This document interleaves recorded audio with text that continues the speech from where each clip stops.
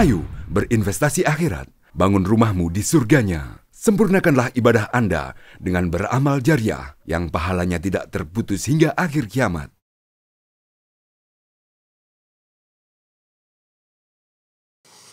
A'udzu billahi minasy syaithanir rajim. Bismillahirrahmanirrahim. Wa ilahukum ilahun wahid. La ilaha illa huwar rahmanur rahim. Inna fi khalqis samawati wal ardi wa ikhtilafil laili wan nahar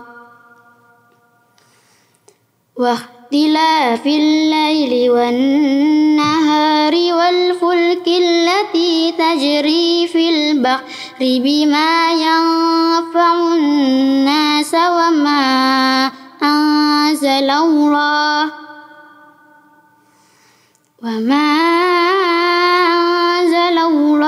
minas samaa'i min ma'in fa'ahya bihil arda ba'da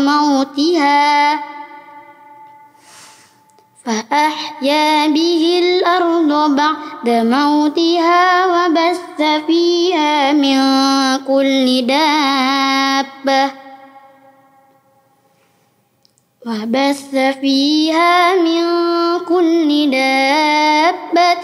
wa tasrifir riyahi was-sahabil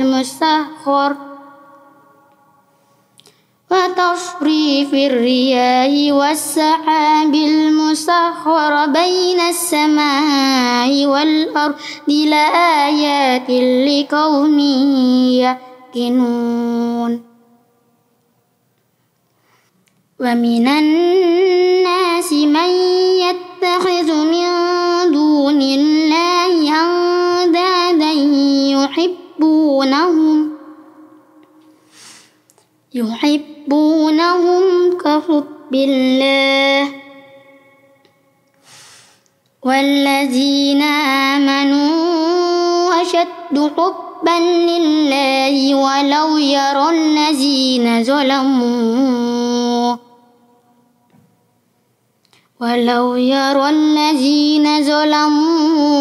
iz yarawna al-'azaba anna al-quwwata lillahi jami'an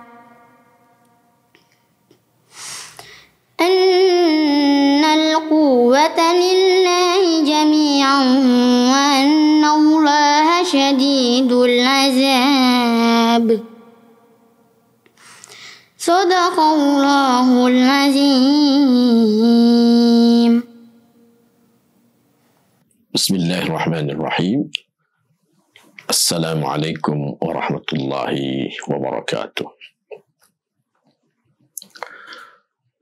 Alhamdulillahilladzi an'amana bini'matil imani wal islam. Wassalatu wassalamu ala khairil anam wa ala alihi wa ashabihi ajma'in. Asyhadu an la ilaha illallah wahdahu la syarikalah wa asyhadu anna Muhammadan abduhu wa rasuluh. Para pemirsa yang dirahmati dan dimuliakan Allah Subhanahu wa taala.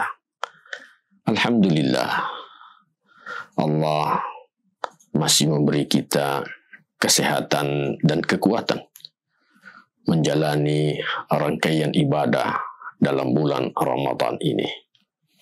Insya Allah hari-hari yang kita lalui dalam peribadatan kepada Allah Subhanahu wa taala akan mendapatkan keberkahan dari Allah Subhanahu wa taala. Kaum muslimin dan muslimat yang dirahmati Allah. Kali ini kita akan membaca dan mengkaji firman Allah Subhanahu wa taala di ayat yang ke-163 sampai dengan 165 surah Al-Baqarah.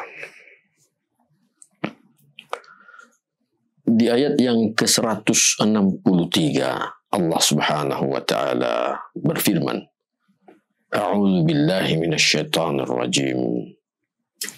Wa ilahukum ilahu wahid. La ilaha illa huwar rahmanur rahim. Dan Tuhan kalian adalah Tuhan yang satu. La ilaha illahu. Tak ada Tuhan selain Ia. Ar-Rahmanur Rahim, Maha Pengasih lagi Maha Penyayang. Para hadirin dan hadirat yang dirahmati Allah Subhanahu wa taala. Setelah Allah Subhanahu wa taala menegaskan bahwa orang-orang kafir itu dan mereka mati di dalam kekafiran, mereka dilaknat oleh Allah Subhanahu wa taala, dilaknat oleh para malaikat, dan dilaknat pula oleh seluruh makhluk-makhluk Allah Subhanahu wa taala. Manusia yang pada dasarnya adalah makhluk ciptaan Allah yang terbaik. Laqad khalaqnal insana fi ahsani taqwim. Tetapi ketika akhir hayatnya dia masih dalam kondisi kufur kepada Allah Subhanahu wa taala, maka dia berubah menjadi makhluk yang terkutuk, yang dilaknat oleh Allah Subhanahu wa taala. Bahkan dalam ayat yang lain Allah nyatakan dia lebih hina dari hewan ternak.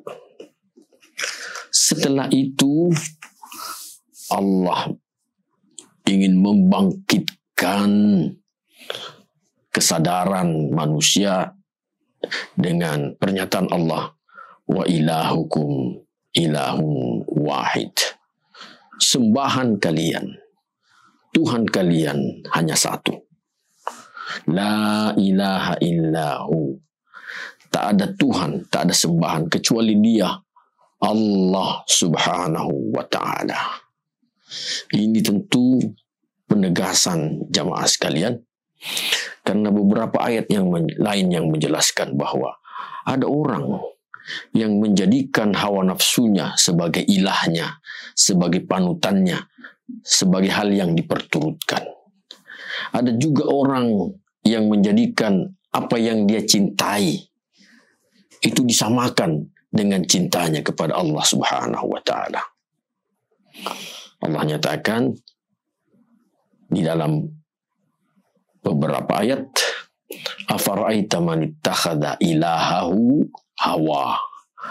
Tidakkah kamu melihat orang yang menjadikan hawa nafsunya sebagai ilahnya? Apa yang diinginkan oleh hawa nafsu, itu yang dia perturutkan. Padahal hawa nafsunya ini bertentangan dengan kehendak Allah Subhanahu wa taala. Hawa nafsunya menyalahi kehendak Allah Subhanahu wa taala. Tapi itu yang dia perturutkan. Maka dia menjadikan hawa nafsu sebagai ilahnya, sebagai hal yang diperturutkan, hal yang mengatur dirinya, hal yang disembah. Demikian pula berbicara tentang persoalan sesuatu yang dicintai. Allah nyatakan, wa minan nasi may yattakhidhu min dunillahi andada. Di antara manusia ini ada yang menjadikan sesuatu yang disekutukan, disamakan dengan Allah Subhanahu wa taala. Dia menjadikan sesuatu itu sebagai tandingannya, sekutunya Allah Subhanahu wa taala.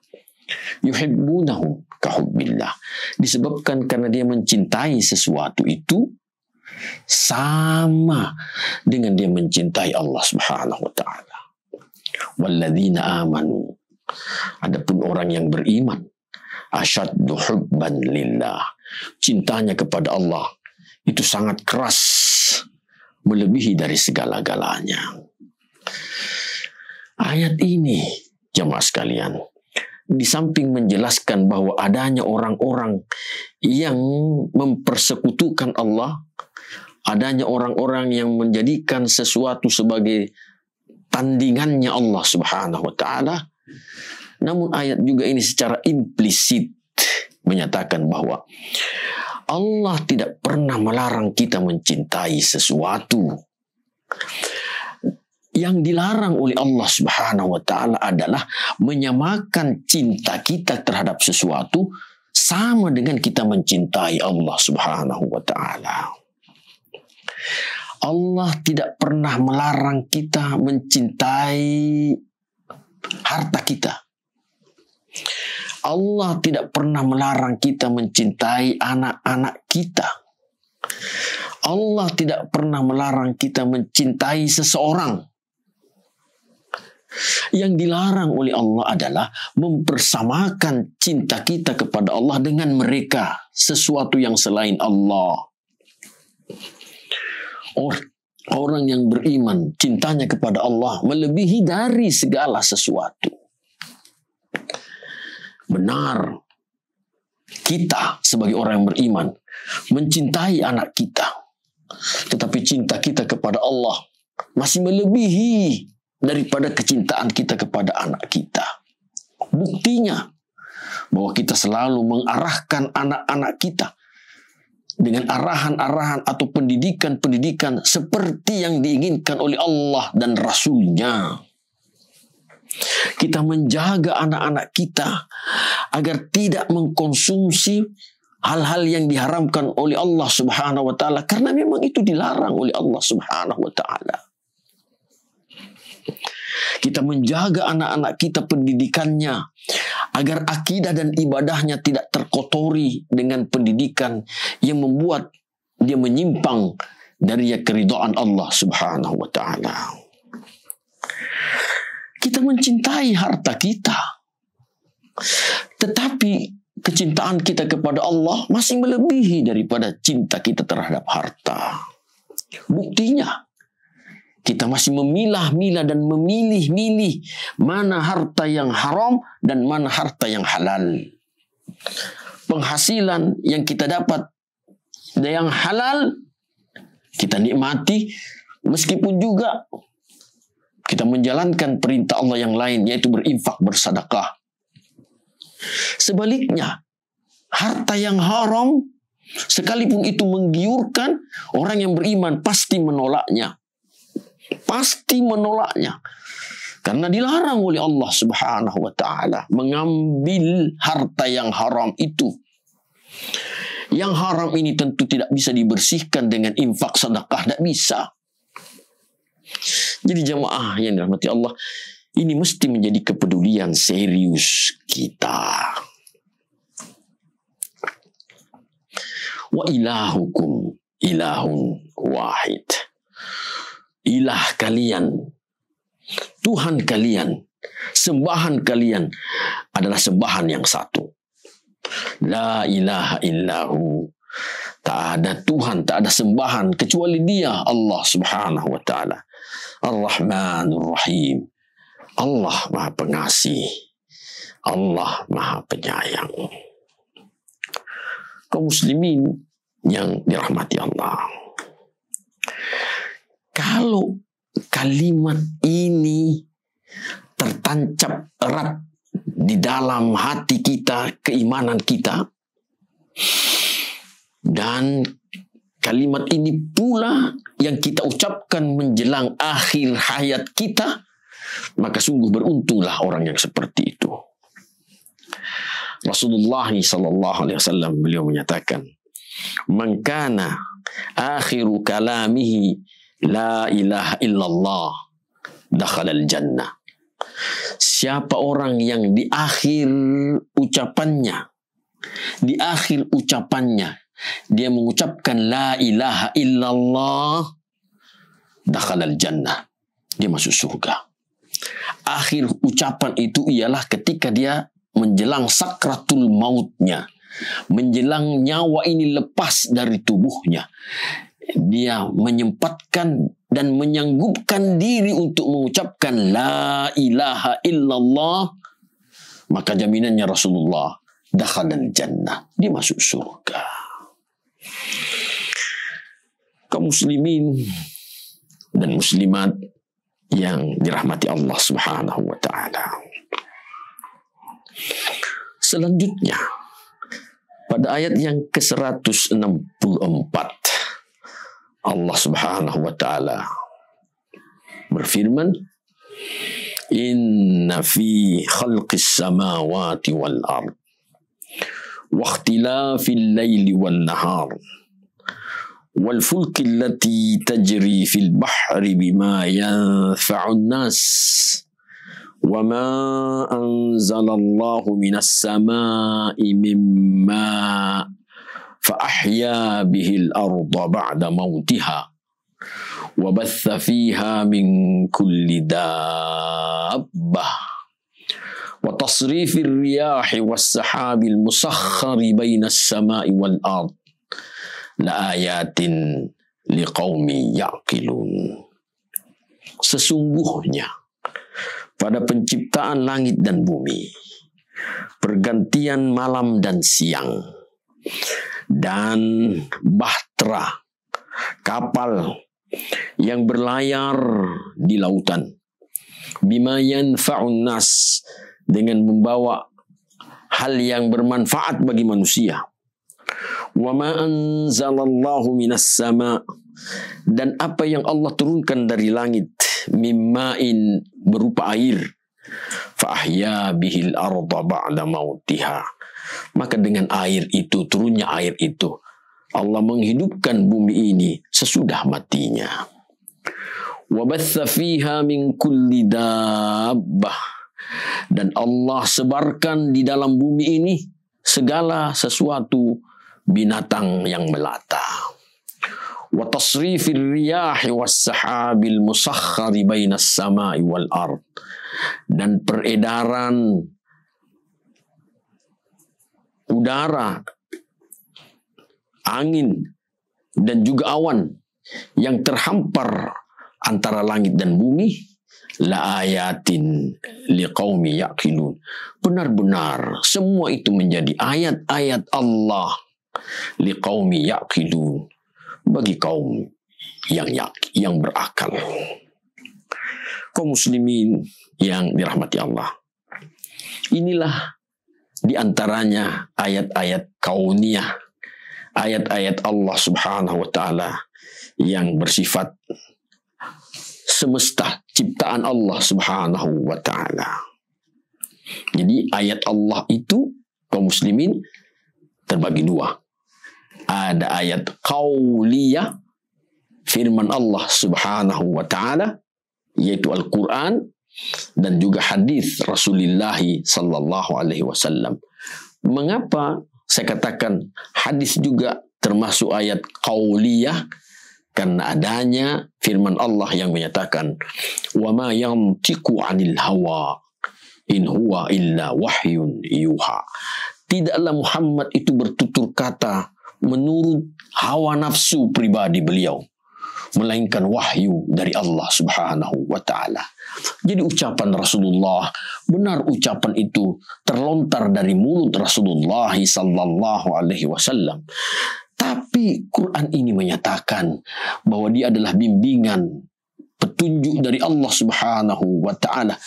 Allah memberikan bimbingan dan petunjuk kepada Rasulullah untuk mengucapkan sesuatu.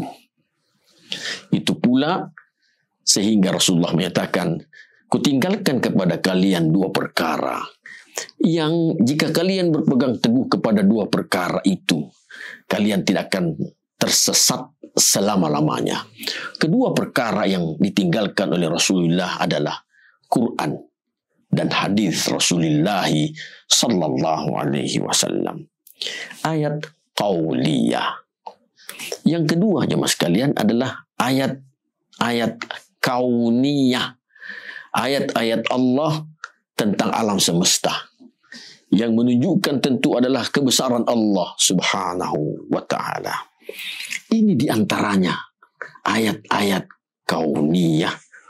Sesungguhnya pada penciptaan langit dan bumi, pergantian siang dan malam, kapal atau bahtera yang berlayar di lautan yang membawa hal yang bermanfaat bagi manusia, dan apa yang Allah turunkan dari langit berupa air. Dengan air itu Allah menghidupkan bumi ini sesudah matinya. Dan Allah pula menebarkan di muka bumi ini segala macam binatang. Allah pula yang mengedarkan angin dan awan yang terhampar antara langit dan bumi. Semua itu tentu menunjukkan kebesaran Allah subhanahu wa ta'ala. Ada manusia yang bisa mengaturnya. Dengan tegas harus dijawab bahwa tak ada manusia yang bisa mengaturnya. Semuanya dalam pengaturan dan kekuasaan Allah subhanahu wa ta'ala. Namun demikian, bahwa kebesaran Allah ini bisa dimanfaatkan oleh manusia. Itulah sebabnya sehingga Allah nyatakan di penghujung akhir ayat ini, la ayatin liqaumi yaqilun. Semua itu benar-benar menjadi tanda-tanda kebesaran Allah yang bisa difahami, bisa dimanfaatkan oleh mereka yang berakal. Jemaah sekalian yang dirahmati Allah, hujan buatan dalam artian bahwa manusia bisa melakukan hujan yang dibuat oleh manusia, yang direkayasa oleh manusia.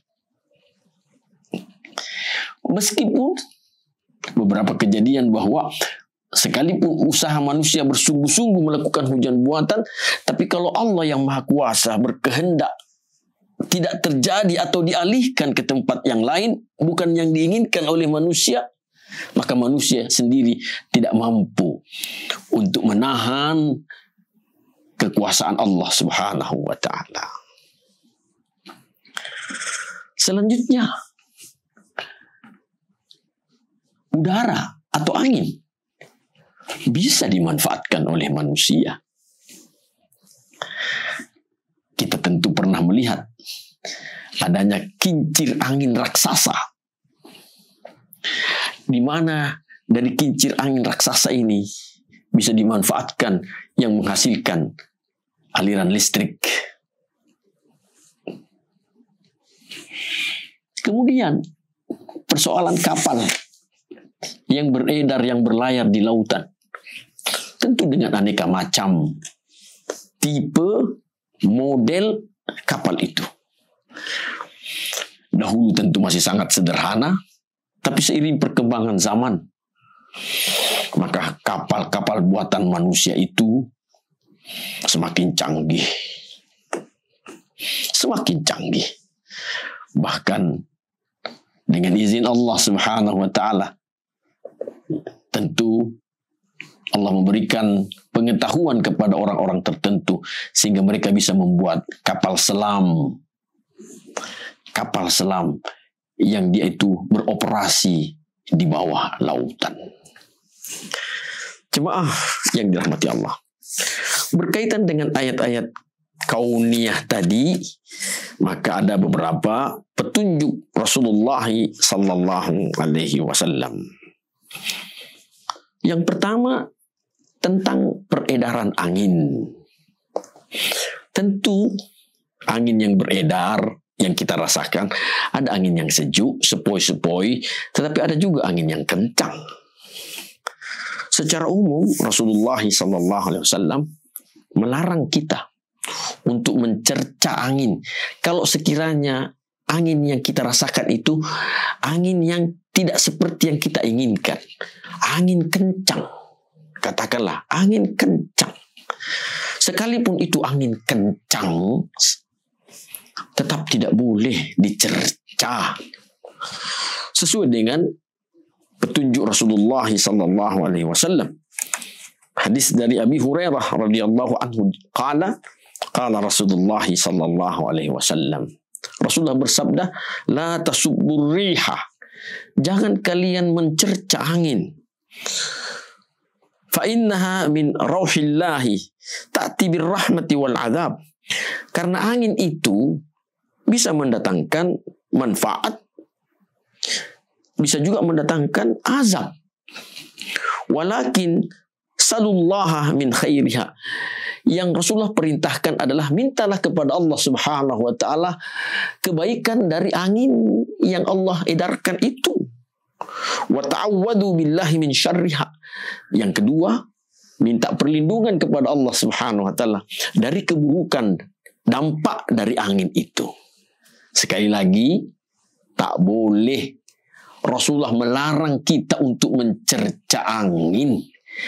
Kalau angin itu mendapatkan kebaikan, alhamdulillah. Kita mendapatkan kebaikan dari angin itu, alhamdulillah. Minta juga kepada Allah Subhanahu wa taala, semoga kebaikan itu kita juga bisa merasakannya manfaatnya, menambah keberkahan dalam kehidupan kita. Tetapi kalau sekiranya menurut perhitungan kita angin ini bisa mendatangkan bahaya, maka minta perlindunganlah kepada Allah Subhanahu wa taala. Jemaah yang dirahmati Allah, khusus kalau sekiranya kita meyakini, menurut kita meyakini bahwa angin ini bisa mendatangkan bahaya, kemudaratan bagi kita, maka doa yang dituntunkan, diajarkan oleh Rasulullah sallallahu alaihi wasallam kepada kita dalam sebuah hadis diriwayatkan bahwa Rasulullah sallallahu alaihi wasallam kana yaqulu idza habbatir rihu. Rasulullah itu mengucapkan ketika angin itu berhembus, apa ucapan beliau? Allahumma ja'alha riyahan wa la taj'alha rihan. Ya Allah, jadikan dia ini angin sepoi-sepoi yang mengenakkan. Jangan jadikan dia angin kencang yang mendatangkan bencana. Sekali lagi jemaah sekalian, ini yang sunnah. Saya katakan sunnah karena ini yang diajarkan oleh Rasulullah sallallahu alaihi wasallam. Ketika ada angin yang agak kencang, menurut kita mungkin ini bisa mendatangkan bencana, maka ucapan kita adalah Allahumma ja'alha riyahan. Ya Allah, jadikan ia ini angin yang sepoi-sepoi, angin yang tidak mendatangkan bencana. Wala taj'alha rihan. Jangan jadikan ini ya Allah angin yang kencang yang mungkin mendatangkan bencana. Jadi bukan bertakbir ya mas kalian. Kita kadang-kadang melihat video, ada orang-orang yang ketika dia melihat angin puting beliung, maka ada orang bertakbir, Allahu Akbar, Allahu Akbar, Allahu Akbar. Ada juga yang azan. Dia azan. Ya, ada lagi yang mengucapkan hal-hal yang lain. Kita tidak menafikan bahwa kalimat-kalimat yang mereka ucapkan itu adalah kalimat-kalimat thayyibah. Tapi persoalannya adalah apakah kalimat itu yang diajarkan oleh Rasulullah sallallahu alaihi wasallam? Itu intinya. Sementara ada pengajaran dari Rasulullah sallallahu alaihi wasallam ketika ada kegiatan, ada terjadi angin yang berhembus itu tadi. Doa yang dituntunkan, yang diajarkan oleh Rasulullah sallallahu alaihi wasallam, dan ini doa yang mudah, pendek. Allahumma ja'alha riyahan wa la taj'alha rihan. Saya ulang jemaah sekalian. Allahumma ja'alha riyahan wa la taj'alha rihan.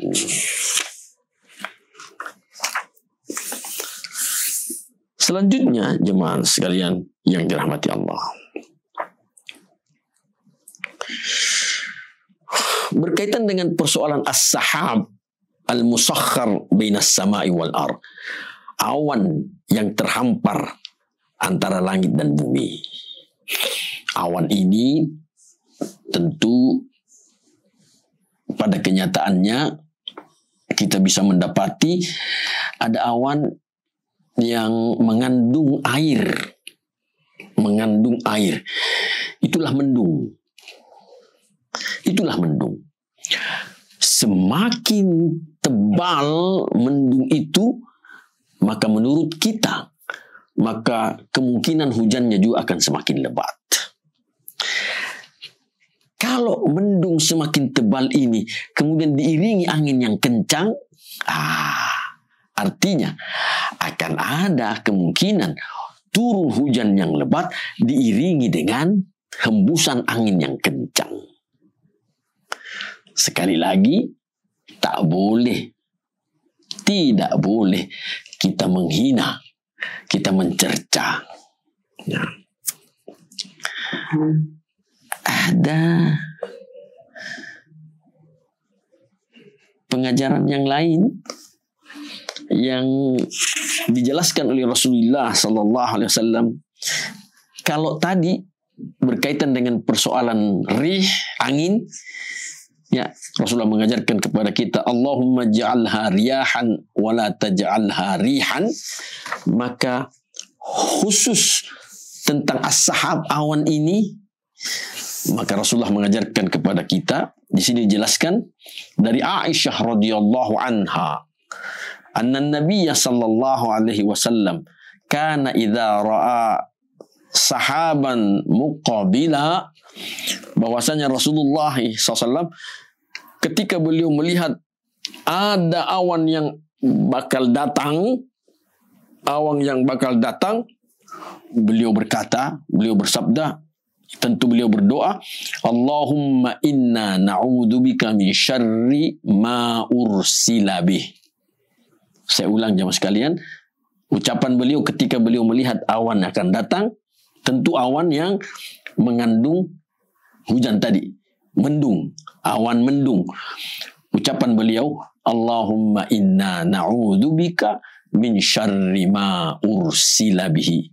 Ya Allah, kami berlindung kepadamu ya Allah dari keburukan apa yang diturunkan oleh awan yang mendung tadi ini. Kemudian kalau hujan sudah mulai turun, maka ucapan beliau adalah Allahumma sayyiban nafi'a. Ya Allah, jadikanlah hujan ini hujan yang mendatangkan manfaat.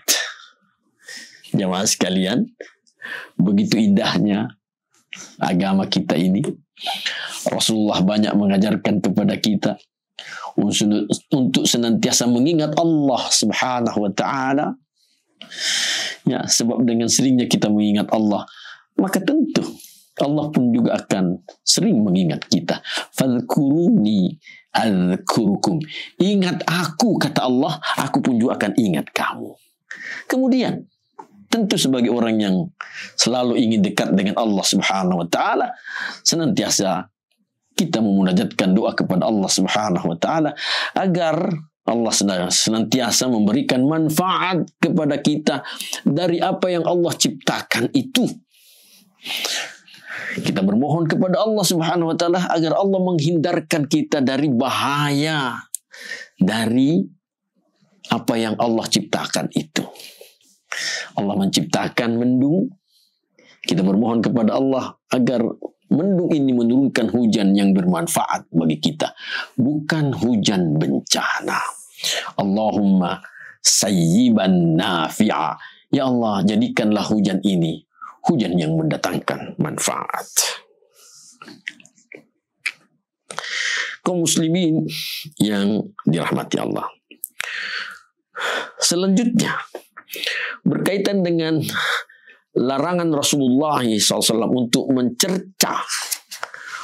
mencerca ya, angin itu, ya, ada secara spesifik hadis Rasulullah SAW, ya, bagi yang membaca ayat ini, ya, bagi yang membaca ayat ini, yaitu inna fi khalqis samawati wal ard wa ikhtilafil laili wan nahar wal fulki allati tajri fil bahri bima yanfa'un nas wa ma anzalallahu minas samai mimma fa ahya bihil arda ba'da mautiha wa batha fiha min kulli dabbah wa tasrifir riyahi was sahabil musakhkhari bainas samai wal ard la ayatin liqaumi ya'qilun. Bagi yang membaca ini lantas tidak mentadabburinya, tidak meresapi dan tidak merenungkannya, maka inilah peringatan Rasulullah sallallahu alaihi wasallam. Diriwayatkan dari Nabi annahu qala, diriwayatkan dari Nabi sallallahu alaihi wasallam annahu qala, bahwasanya Rasulullah sallallahu beliau bersabda, wailun liman qara'a hadhil ayah, celaka bagi siapa yang membaca ayat ini yang tadi itu jamaah sekalian, famajja biha ay lam yatafakkar fiha wa lam ya'tabirha, dan dia tidak berfikir-fikir dan tidak mentadabburi ayat tadi. Tadabbur itu artinya merenungkan. Beda jamaah sekalian antara merenung dengan menghayal. Merenung ini tentu meresapi, ingin meresapi tentang kebesaran Allah subhanahu wa ta'ala. Jadi secara tidak langsung Rasulullah sallallahu alaihi wasallam menganjurkan kepada kita agar banyak memikirkan, sering memikirkan dan mentadabburi ayat-ayat kauniyahnya Allah subhanahu wa ta'ala. Kaum muslimin dan muslimat yang dirahmati Allah. Selanjutnya, pada ayat yang ke-165, Allah subhanahu wa ta'ala berfirman, wa minan nasi may yattakhidhu min dunillahi andada. Di antara manusia itu ada yang menjadikan tandingan, sebandingan Allah subhanahu wa ta'ala. Allah ditandingkan, disebandingkan dengan sesuatu yang lain. Yuhibbunahum kahubbillah. Dia, manusia itu mencintai hal yang disebandingkan tadi sama dengan dia mencintai Allah subhanahu wa ta'ala. Walladzina amanu, adapun orang yang beriman, asyaddu hubban lillah, cintanya kepada Allah melebihi segala-galanya. Walau yara alladhina zalamu idh yarawna al-'adzab anna al-quwwata lillahi jami'a. Dan sekiranya orang-orang yang zalim itu melihat azabnya Allah subhanahu wa ta'ala, dia akan mengetahui bahwa annal quwwata lillahi jami'a, seluruh kekuatan itu miliknya Allah subhanahu wa ta'ala. Ini menunjukkan bahwa kalau orang manusia diazab oleh Allah subhanahu wa ta'ala, maka tak ada yang bisa menghindarkan diri mengatasi azabnya Allah subhanahu wa ta'ala. Mengapa demikian? Karena manusia maha lemah, sedangkan Allah subhanahu wa ta'ala maha kuasa. Annal quwwata lillahi jami'a, bahwasanya seluruh kekuatan itu miliknya Allah subhanahu wa ta'ala. Wa anna allaha syadidul adab, dan bahwasanya Allah maha keras siksaannya. Tentu ini ditujukan kepada mereka yang ingin mensebandingkan, menyetarakan kecintaannya terhadap sesuatu sama dengan kecintaannya kepada Allah subhanahu wa ta'ala. Allah menyatakan, hei kalian yang ingin mensebandingkan cinta kalian, ketahuilah bahwasanya kekuatan itu miliknya Allah Subhanahu wa ta'ala. Jika sekiranya Allah menginginkan mengirimkan azabnya, tidak ada di antara kalian, hai manusia, yang memiliki kelemahan, sangat lemah, yang bisa menahan kekuatannya Allah Subhanahu wa ta'ala. Dan Allah itu sangat keras azabnya. Jemaah yang dirahmati Allah, di ayat yang lain, di surah At-Taubah ayat 24, Allah menjelaskan pula bahwa ada 11 macam kecintaan. Ada 11 macam kecintaan. 3 cinta sejati, 8 cinta duniawi. Kalau cinta sejati yang 3 ini menghiasi 8 cinta duniawi ini, maka manusia tadi akan mendapatkan hasanahnya dunia, hasanahnya akhirat, dan al-wiqayatu minan nar, terhindarnya dia dari api neraka. Tetapi kalau 3 cinta sejati ini diabaikan karena manusia tertipu dan sangat terpesona dengan 8 cinta duniawi, maka Allah mengecap mereka sebagai orang fasik. Dan orang yang fasik ini, yang terperangkap kepada kecintaan palsu, tidak akan diberi hidayah oleh Allah Subhanahu wa ta'ala. Mereka mungkin Allah berikan kenikmatan dunia, tetapi yang pasti tidak di akhirat. Kenikmatan dunia ini yang Allah berikan kepada mereka bisa juga menjadi penambah azabnya Allah Subhanahu wa ta'ala di hari akhirat nanti. Mari kita periksa dahulu ke-11 macam cinta yang Allah paparkan dalam surah At-Taubah ayat 24. Allah Subhanahu wa ta'ala menyatakan, A'udzu billahi minasyaitonir rajim. Qul in kana aba'ukum wa abna'ukum wa ikhwanukum wa azwajukum wa ashiratukum wa amwalun iqtaraftumuha wa tijaratun takhshawna kasadaha wa masakinu tardawnaha. 8. Ahabba ilaikum minallahi wa rasulihi wa jihadin fi sabilihi. 3.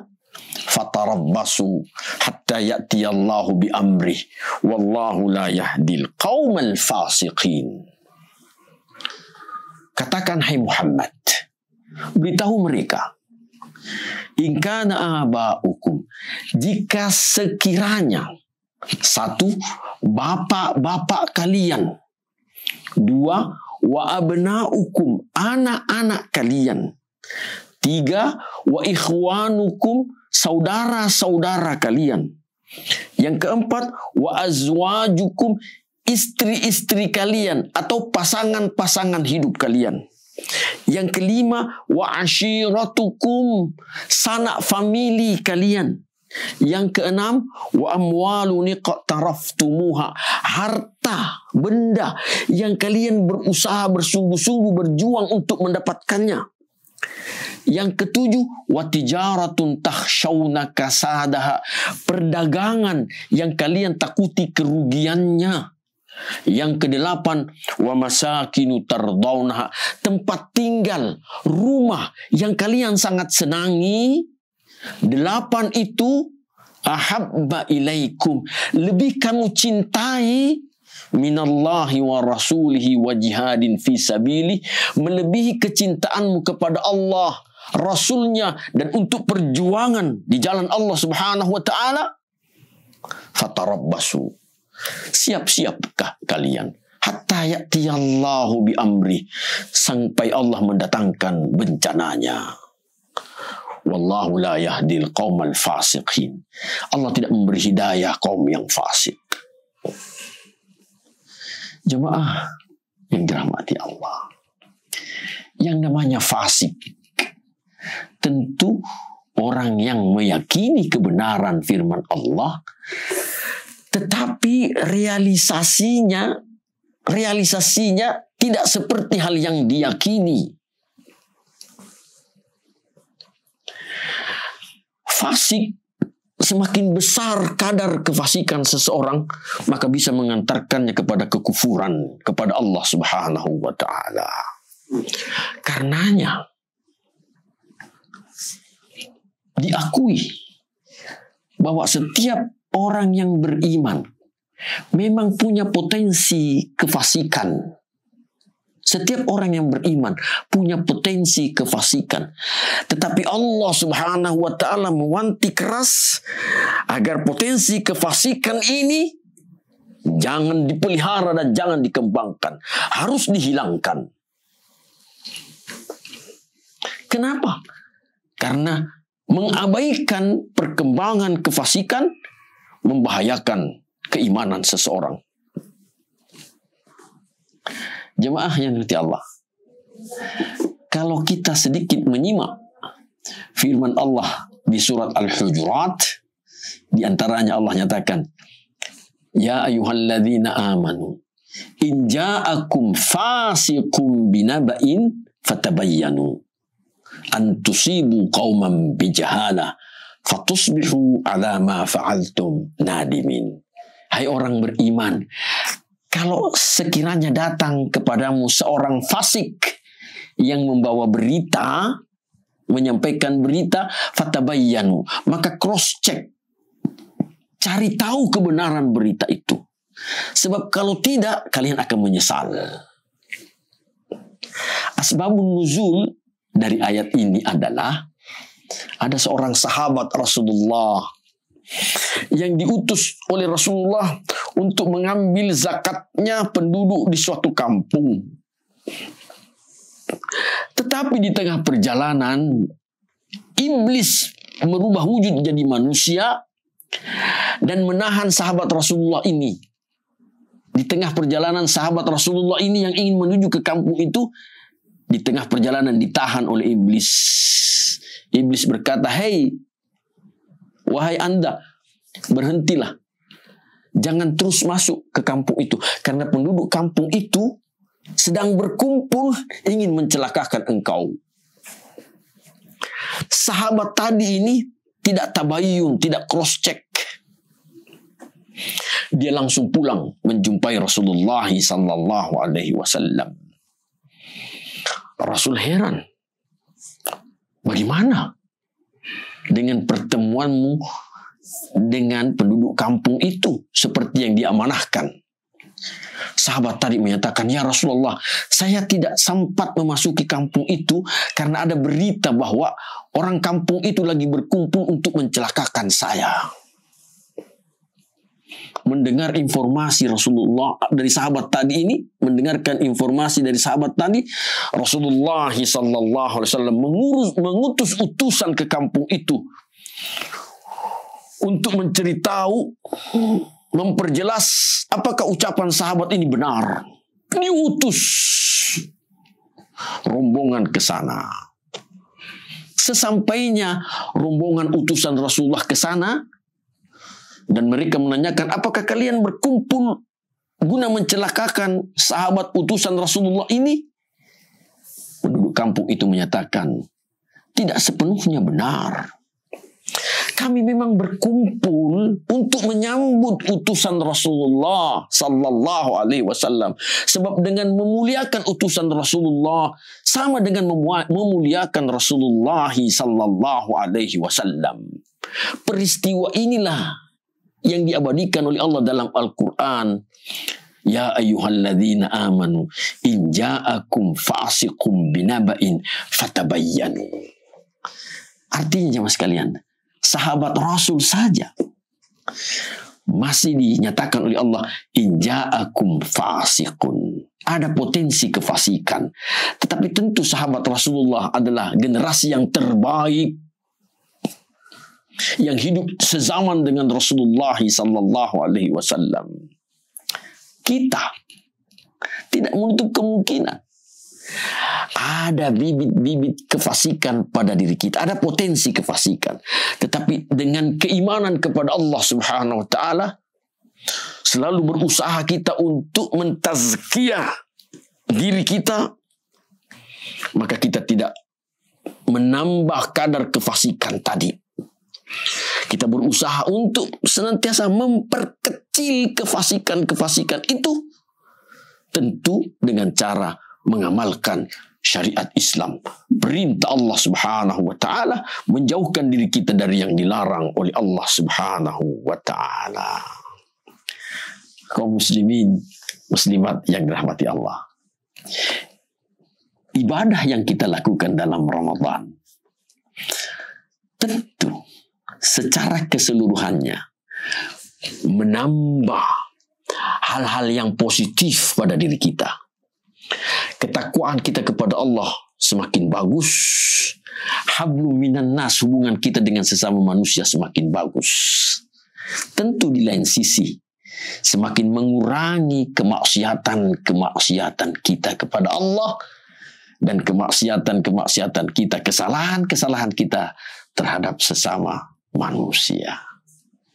Insya Allah kita orang-orang yang beruntung jika sekiranya menjalani Ramadan dengan sebaik-baik ibadah kepada Allah Subhanahu wa ta'ala. Semoga Allah senantiasa merahmati kita semua. Hadanallahu wa iyyakum ajma'in. Assalamualaikum warahmatullahi wabarakatuh. Ayo dukung media dakwah Masjid Agung Al-Akbar dengan ikut berdonasi pengadaan alat multimedia dan operasional dakwah. Usia boleh terputus, pahala jariah mengalir terus.